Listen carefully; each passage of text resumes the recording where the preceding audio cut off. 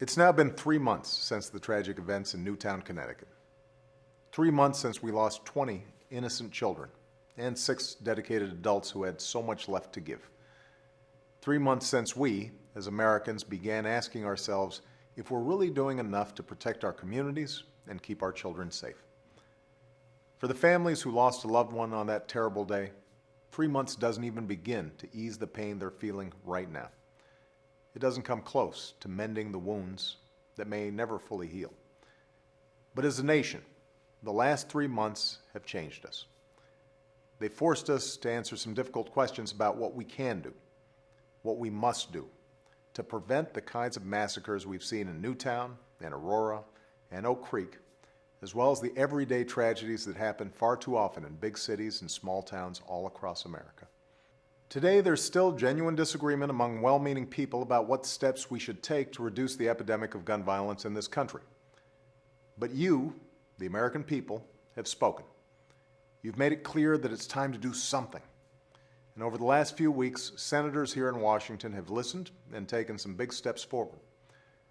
2 weeks ago, the Senate advanced a bill that would make it harder for criminals and people with severe mental illness from getting their hands on a gun, an idea supported by 9 out of 10 Americans, including a majority of gun owners.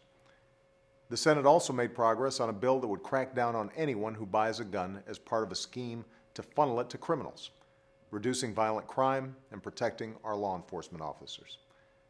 Finally, the Senate took steps to reinstate and strengthen a ban on the sale of military-style assault weapons, set a 10-round limit for magazines, and make our schools safer places for kids to learn and to grow. These ideas shouldn't be controversial. They're common sense.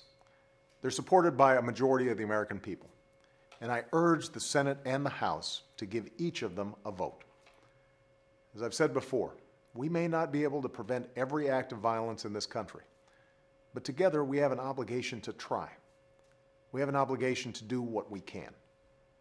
Right now, we have a real chance to reduce gun violence in America and prevent the very worst violence. We have a unique opportunity to reaffirm our tradition of responsible gun ownership and also do more to keep guns out of the hands of criminals or people with a severe mental illness. We've made progress over the last 3 months, but we're not there yet.